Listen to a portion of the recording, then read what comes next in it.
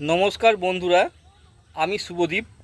আমার channel digital বইচিতে আপনাদের আমি স্বাগত জানাই। আজকে আমাদের সামনে একটি ভিডিও তুলে ধরছি, যেটি হচ্ছে বইচির পাশে অবস্থিত একটি ছোট্ট গ্রাম নারকেলডাঙ্গা, যেটি হচ্ছে পূর্ব বর্ধমান জেলার অন্তর্গত বইচি থেকে সামান্য দূরে অবস্থিত। এই গ্রামে মা জগৎগৌরী পুজো উপলক্ষে ঝাপান এবং ঝাপানের মেলা এনেই আজকে আপনাদের সামনে এই ভিডিওটি তুলে ধরছি। এবার আপনারা ভিডিওটা দেখতে থাকুন। আমি এখন এসে পৌঁছেছি বইচির ডিবিসি পাড়ের বাস স্ট্যান্ডে এবং এখান থেকে বাসে করে আমি এখন যাব বৈদ্যপুরের তালা মোড়ে। আমি এখন এসে পৌঁছেছি বৈদ্যপুরের তালা মোড়ে। এই যে রাস্তাটা বেরিয়ে যাচ্ছে, এই রাস্তা দিয়ে কিছুটা হাঁটলেই নারকেলডাঙ্গা গ্রাম। এই রাস্তা দিয়ে যেতে যেতে বেশ কিছু লোককে দেখলাম বাজনা বাজাতে বাজাতে উৎসাহের সঙ্গে নাচতে নাচতে এই ঝাপানের দিকে এগিয়ে যাচ্ছে, যেখানে মা জগৎগৌরী পুজোটি হচ্ছে। প্রতি বছরের মতো এবছরও এই মা জগৎগৌরী পুজো হচ্ছে 2024 সালেও, এবং পুজো উপলক্ষে ঝাপান ও মেলা সবই হচ্ছে এখানে। আমি ক্রমশ এগিয়ে যাচ্ছি রাস্তা দিয়ে। এই রাস্তা দিয়ে যেতে যেতে দেখতে পাচ্ছি বেশ কিছু ঠাকুর নিয়ে যাওয়া হচ্ছে এবং প্রচুর উৎসাহের সঙ্গে লোকজন বাজি ফাটাতে ফাটাতে বাজনা বাজাতে বাজাতে এগিয়ে যাচ্ছে। এই পূজা উপলক্ষে বেশ কিছু অস্থায়ী খাবারের দোকান গড়ে উঠেছে দেখতে পাচ্ছেন বন্ধুরা। আমি এখন ঝাপানতলায় পৌঁছে গেছি। আমি এখন প্রবেশ করছি মা জগৎগৌরী মন্দিরে। এখানে ঢাক বাজিয়ে মাকে পুজো করা হচ্ছে উৎসাহের সঙ্গে এবং প্রচুর লোক এখানে এসেছেন মাকে দেখার জন্য। দেখতে পাচ্ছেন এখানে দক্ষিণা দেওয়া হচ্ছে। এখানে দেখতে পাচ্ছেন বেশ কিছু সেবায়েত আছে। আমি ওনাদের একজনের কাছে জেনে নিলাম এই পুজোর সম্বন্ধে আর এই ঝাপান সম্বন্ধে। আপনার নাম কি? বিশ্বনাথ ভট্টাচার্য। আপনি কি এই মন্দিরের সেবায়েত? হ্যাঁ, আমি একটা সেবায়েত। আরো আছে, উনিও আছেন। আপনার নাম? আপনার নাম? আপনারা সবাই সেবায়েত। আচ্ছা, আপনাকে বলছি যে এই পুজোটা কত বছর ধরে চলছে? 500 থেকে 600 বছর এমনিই চলছে, তার আগেও ছিল। আর এই পুজোটা এত বিরাট কাণ্ড ছিল না, কিন্তু এই 500-600 বছর ধরে খুব ব্যাপক আরে চলছে। এই পুজোটা কে প্রথম চালু করেছিল বলতে পারবেন? এটা চালু হয়েছিল বলতে গেলে আমাদের এক পূর্বপুরুষ ছিলেন। মা একটা দিতে হলে ইতিহাস বলতে হয়। সেটা হচ্ছে মা যে ঝাপান হচ্ছে যেখানটায়, সেই ঝাপানতলাতে মা কিন্তু মূল মন্দির মায়ের। ওইখানে মা প্রথম অধিষ্ঠিত হয়। মানে ওইখানে একটা ঠাকুর আছে। হ্যাঁ, মন্দির। ওটা মেন মন্দির। কেতুকা দাস ক্ষেমানন্দের লেখা যে মনসা মঙ্গল বই, তাতে কাব্যে কিন্তু পাওয়া যায় যে মা নারকেলডাঙ্গা অধিষ্ঠান হয়েছিলেন।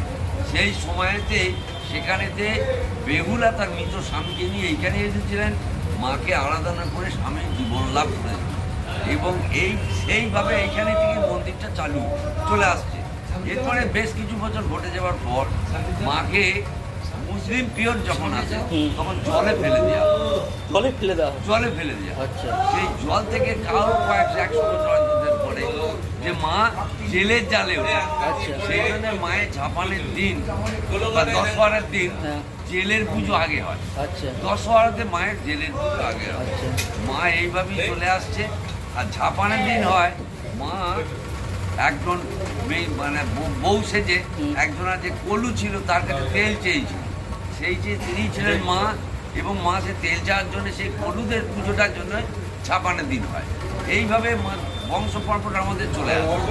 আর মায়ের ওই মন্দির থেকে যখন জল থেকে ওঠে, সেই সময় মা জমিদারকে স্বপ্ন তুলে দেয় যে উঠানে উঠেছি আমি সেই উঠানে প্রতিষ্ঠিত হব। তখন এই যে নারকেলডাঙ্গা গ্রাম, এই নারকেলডাঙ্গা গ্রামে ওই জায়গাটা ছিল গোপাল দাস। এটা নারকেলডাঙ্গা মন্দির। এই নারকেলডাঙ্গাতে মা কিন্তু প্রতিষ্ঠিত। সেই থেকে এখানে বংশ পরম্পরা চলে আসছে। এবং আমাদের বংশে যিনি একজন ছিলেন মহাসাধক, তার নাম ছিল গুরুদাস বন্দ্যোপাধ্যায়। তিনি প্রথমে এই যে এই যে এখন বিল্ডিং টিল্ডিং হ্যান ত্যান, এবং তিনি বাকসিদ্ধ পুরুষ ছিলেন মায়ের। সেই জন্য যা যাকে বলতেন ওষুধপত্র দিলেন, আমাদের এখন মন্দিরে ওষুধ দেওয়া হয় এখানে, অর্শ, তারপরে চর্মরোগ, এবং যাদের সন্তানাদি আসছে না তাদেরও দেওয়া হয়। এইভাবেই কিন্তু এটা চলে আসছে, দৈব ওষুধ আর কি, দৈব ওষুধ এইভাবেই চলে। এখানে প্রচুর শনি মঙ্গলবার এখানে প্রচুর লোক, ভালোই লোক। এই জন্যই কোনো ইয়ে বা দক্ষিণে বা কোনো ইয়ে নেই? দক্ষিণে আমাদের সামান্য, আচ্ছা আচ্ছা, একটা ডাক্তারের থেকে অনেক কম আমাদের। আচ্ছা আচ্ছা, হ্যাঁ তাহলে আমাদের অনেকে কম, এবং তারা প্রচুর মানুষ, গরিব মানুষরা শক্তিশালী, তারা বেশি আসে। আচ্ছা, এই পুজোটা কখন হয় অ্যাকচুয়ালি হয় এটা দশহরার 10 দিনের দিন, যে পঞ্চমীটা পড়ে 10 দিনের দিন পড়ে। এবার কিন্তু অন্য হয়েছে, দশহরার 10 দিন পঞ্চমী পড়েছে রাত্রি, সেই জন্য 11 তারিখের মধ্যে ছাপানটা সকালে তারা যাবে। আচ্ছা আচ্ছা, ছাপান পঞ্চমীটা পাবে না, সেই জন্য ছাপানটা হয় 11 মায়ের ছাপান। 11 দিনের দিন ছাপান হয়? হ্যাঁ, 11 দিনে না, 10 দিনের দিন হয় বেশিরভাগ। 10 দিন, হয়তো 12 বছর 13 বছর পর, 12 বছর পর এটা চেঞ্জ। আচ্ছা, হ্যাঁ, সেটা কিন্তু হয়তো 11 দিনে চেঞ্জ। হ্যাঁ, এইটা হয়, এটা আদিকাল থেকেই চলে আসে মায়ের, এইভাবেই জাপান হয়। জাপান হয়। আপনার সঙ্গে কথা বলে আমার খুব জাপান ভালো মানেই লাগলো। হচ্ছে মিলন মেলা। আচ্ছা, মিলন মেলা, জাপান মানুষ আছেন এখানে, আচ্ছা, তাদের মধ্যে মিলন হয়। এও আরেকটা জাপান মানে মিলন, সবাই মিলন হচ্ছে, এটাই। ঠিক আছে, আপনাদের সঙ্গে কথা বলে খুবই ভালো লাগলো। আমি এখন যাব মা জগৎগৌরী মায়ের আরেকটি মন্দিরে। আমি এখন রাস্তা দিয়ে চলেছি এই উদ্দেশ্যে, এবং রাস্তার ধারে প্রচুর দোকান গড়ে উঠেছে অস্থায়ীভাবে এই পূজা ও ছাপান উপলক্ষে, দেখতে পাচ্ছেন বন্ধুরা। এছাড়াও এই রাস্তা দিয়ে যাচ্ছে বিভিন্ন ঠাকুর। আমি ক্রমশ সামনের দিকে এগিয়ে চলেছি বন্ধুরা, এবং প্রচুর লোক সমাগম হয়েছে এই পূজা উপলক্ষে, দেখতে পাচ্ছেন বন্ধুরা। খুব সহজেই বইচি অথবা অম্বিকা কালনা থেকে বাসে বা টোটোতে করে বৈদ্যপুর তালা মোড়ে নেমে সহজেই হেঁটে পৌঁছে যাওয়া যায় এই ছাপানতলাতে।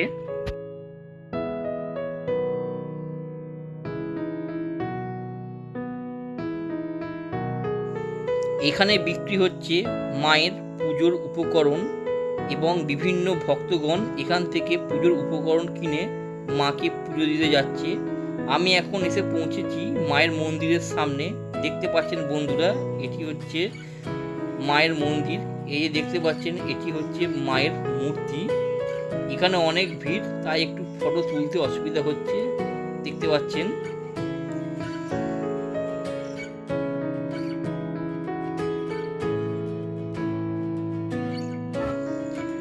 এবারে আমি এই ছাপান উপলক্ষে মেন মেলার যেখানে আছে সেই দিকে আমি এগিয়ে চললাম। দেখতে পাচ্ছেন বন্ধুরা, এটি হচ্ছে এই ছাপানের মেলা। বিভিন্ন লোকজন এসছেন দূর দূরান্ত থেকে এই ছাপানের মেলা দেখতে, এবং এখানে অস্থায়ী দোকানও দিয়েছেন কেউ কেউ। এখানে প্রচুর বেচা কেনা হচ্ছে, এবং বিভিন্ন ধরনের জিনিসপত্র এই মেলাতে পাওয়া যায়। এই মেলা উপলক্ষে প্রচুর খাবারের স্টল গড়ে উঠেছিল, দেখতে পাচ্ছেন বন্ধুরা।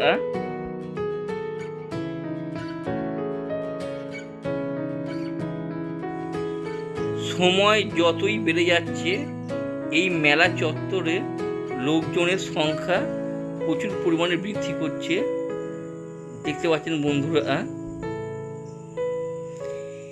এই মেলা এবং পুজো প্রতি বছরই হয়,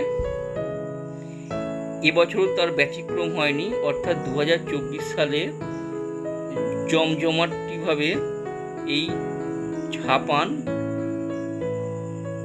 এবং এই ছাপানের মেলাও হচ্ছে, এবং মা জগৎগৌরী পুজো খুব ভক্তি সহকারে হচ্ছে প্রতি বছরের মতো এবছরও। নারকোলডাঙ্গা গ্রামটি হলো পূর্ব বর্ধমান জেলার অন্তর্গত একটি ছোট গ্রাম, যেটি বইচি থেকে খুব একটা বেশি দূরে নয়। এটি খুব সহজে এই বইচি থেকে টোটো বা বাসে করে বৈদ্যপুরের তালা মোড়ে এসে এবং তালা মোড় থেকে কিছুটা হেঁটে এই ঝাপান চত্বরে পৌঁছে যাওয়া যায়। অম্বিকা কানলা থেকেও বাসে বা টোটোতে একইভাবে বৈদ্যপুরে তালা মোড়ে এসে খুব সহজেই এখানে আসা যায়। এই মেলাতে বেশ কয়েক ধরনের ফলও বিক্রি হচ্ছিল, তার মধ্যে কাঁঠাল ছিল অন্যতম।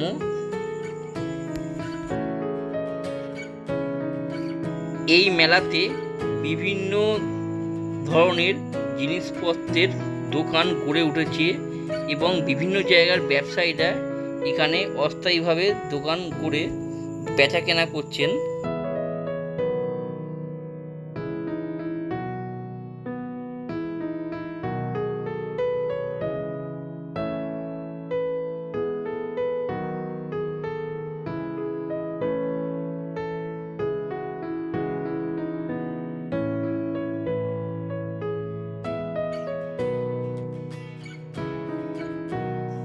এই মেলাতে বিভিন্ন ধরনের জিনিসের দোকানের পাশাপাশি বাচ্চাদের বহু মজাদার খেলারও আয়োজন হয়েছিল এখানে, যেখানে বাচ্চারা সব খুব উৎসাহের সঙ্গে অংশগ্রহণ করছে। বাচ্চাদের পাশাপাশি এই মেলাতে বড়দেরও আনন্দদায়ক কিছু খেলা আয়োজন হয়েছিল।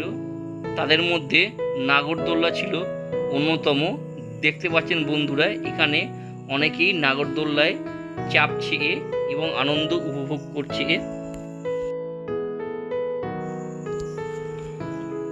আজ এখানেই বন্ধুরা আমার এই ভিডিওটি শেষ করছি। আমার এই ভিডিওটি যদি বন্ধুরা আপনাদের ভালো লেগে থাকে তাহলে অবশ্যই লাইক, শেয়ার এবং কমেন্ট করে জানাবেন। আরও নিত্য নতুন বঁইচি অথবা বঁইচির আশেপাশে বা বঁইচি থেকে সামান্য দূরত্বের কোনো জায়গার ভিডিও দেখার জন্য অবশ্যই আমার চ্যানেল ডিজিটাল বঁইচিকে সাবস্ক্রাইব করবেন।